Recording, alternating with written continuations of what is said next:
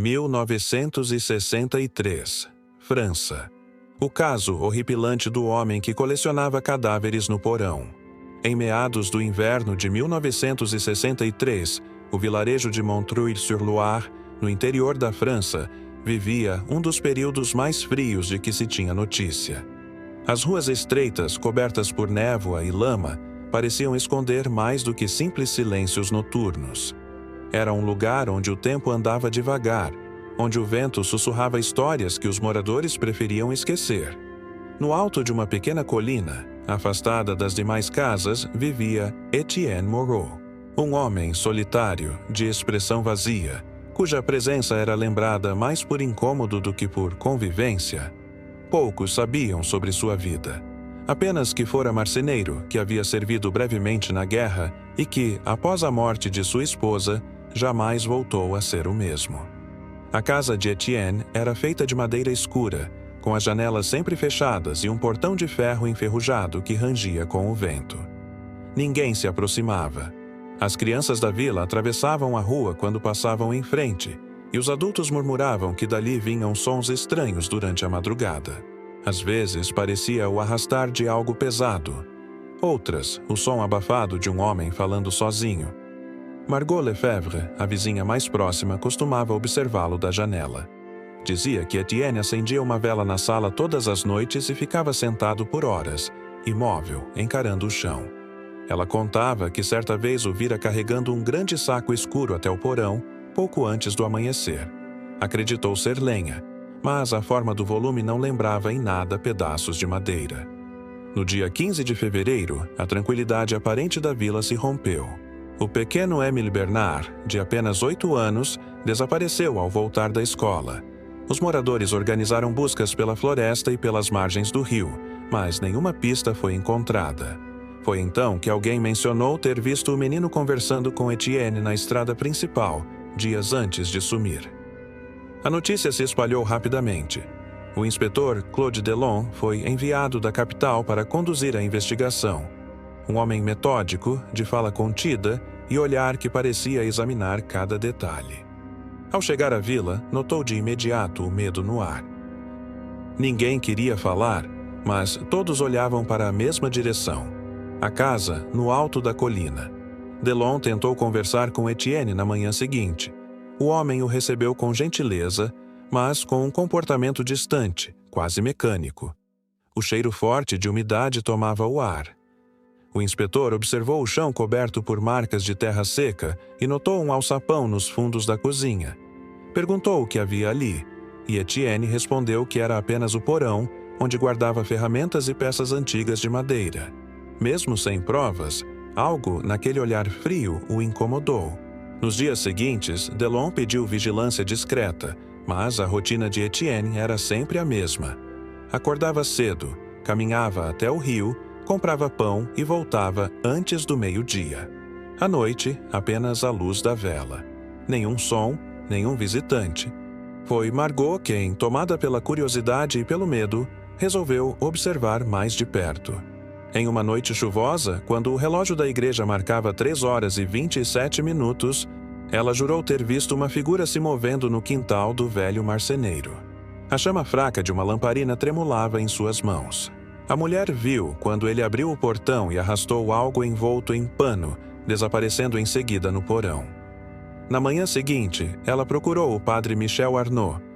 O sacerdote, homem prudente, tentou acalmá-la. Disse que não se deve alimentar rumores, mas o medo já se espalhava. Crianças deixaram de ir à escola. As portas se trancavam mais cedo, e o nome de Etienne Moreau passou a ser sussurrado como um presságio. Alguns dias depois, Delon retornou com uma ordem para revistar a propriedade. O ar estava pesado, e o silêncio parecia ainda mais espesso que a névoa. O inspetor entrou acompanhado de 2 guardas. Etienne não ofereceu resistência, apenas observava com olhos parados, como se já soubesse o que seria encontrado. O porão exalava um cheiro adocicado e enjoativo. O chão era de terra batida, e o ar quase irrespirável. À luz das lanternas, descobriram o impossível. Fileiras improvisadas de caixotes e vitrines de vidro. cada uma contendo um corpo em diferentes estados de preservação: homens, mulheres e crianças. Todos vestidos, limpos, dispostos com cuidado quase cerimonial. Entre eles estava o pequeno Émile Bernard, deitado com as mãos cruzadas sobre o peito e uma expressão serena no rosto. Delon permaneceu imóvel por alguns segundos, incapaz de compreender. Tudo naquele lugar parecia ter sido feito com precisão. Havia etiquetas, datas e até flores secas.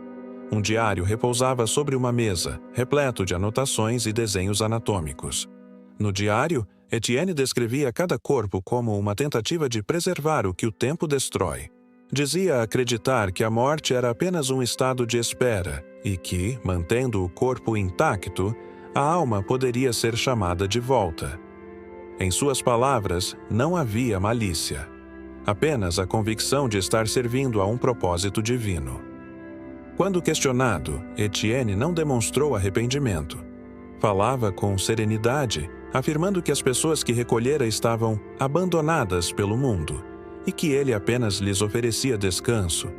As investigações seguintes revelaram que, durante anos, desaparecimentos haviam sido registrados em vilas vizinhas, sempre sem explicação.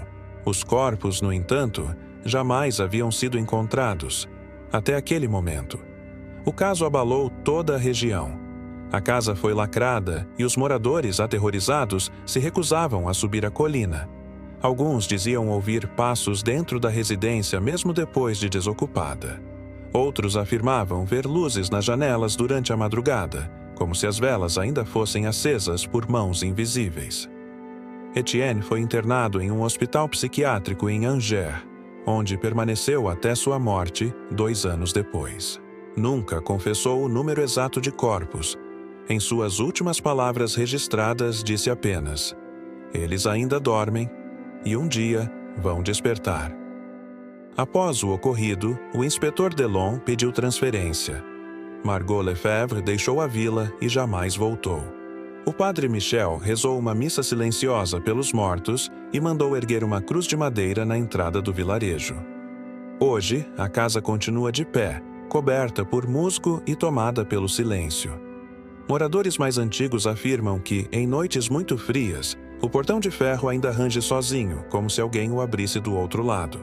Alguns curiosos que visitaram o local disseram ter ouvido um som vindo do porão, o som fraco e compassado de passos lentos sobre a terra. Nenhum deles teve coragem de ficar tempo suficiente para descobrir de onde realmente vinha. O caso de Etienne Moreau foi arquivado sem explicações oficiais. Nenhum documento público menciona a verdadeira quantidade de corpos encontrados. Mas as anotações preservadas no diário indicam que havia espaço para mais. E talvez, apenas talvez, o velho marceneiro nunca tenha agido sozinho. Talvez o mais perturbador sobre o caso de Etienne Moreau não seja o que ele fez, mas o que ninguém jamais conseguiu explicar. Como um homem simples, isolado, pôde agir por tantos anos sem ser notado? Quantas histórias semelhantes ainda dormem em arquivos esquecidos, esperando para serem descobertas? Mistérios como esse permanecem escondidos em cantos antigos do mundo e, muitas vezes, bem mais próximos do que imaginamos. Se você quiser continuar explorando casos como este, revirando segredos que o tempo tentou enterrar, inscreva-se agora no canal Arquivos Secretos. Há muitos outros relatos que nunca vieram à tona, e alguns talvez nem devessem,